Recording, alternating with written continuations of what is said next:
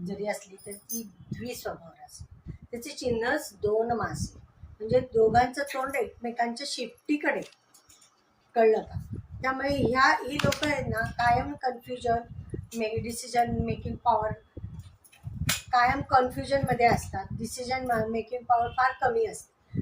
मासे त्यांच्या शेपटीकडे, दोन मासे म्हणजे एक मासा त्याच्या दुसऱ्या माशाच्या शेपटीकडे, दुसरा मासा या पहिल्या माशाच्या शेपटीकडे, असा तो बघत असतो.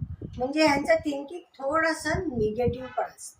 बघा, चिन्हच सांगतात तुमची रास काय सांगते, असे असतात. आणि दोन मासे म्हणजे एका वेळेला दोन कामं करण्याची जशी त्यांची कपॅसिटी असते तसे ते विचार पण एका वेळेला दोन करतात. त्यामुळे ही द्विस्वभाव राशी आहे.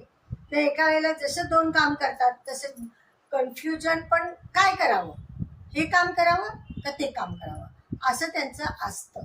त्यामुळे त्यांना डिसिजन घेण्याला फार प्रश्न पडतात.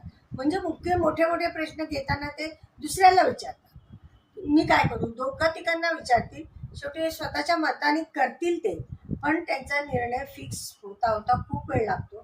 कसं असतं माणसाचं, एखादा निर्णय घ्या, चुकीचा असो बरोबर असो, तुम्ही पुढे जाता, ते तुमच्याकडे होतं. पण जर निर्णयच घेतला नाही तर तुम्ही स्टॅग्नंट राहता, त्याच जागेवर राहता. त्यासाठी चुकीचा असो बरोबर असो तर निर्णय करण्याची कपॅसिटी लागते. त्यामुळे यांची प्रगती स्लो होते. खूप इमोशनलमध्ये अडकतात, पाण्यामधले मासे. त्यामुळे सगळे विचार हा मनाने करायचा, आणि मनाने चांगले किंवा वाईट विचार हे त्यांच्या मनात येतच असतात.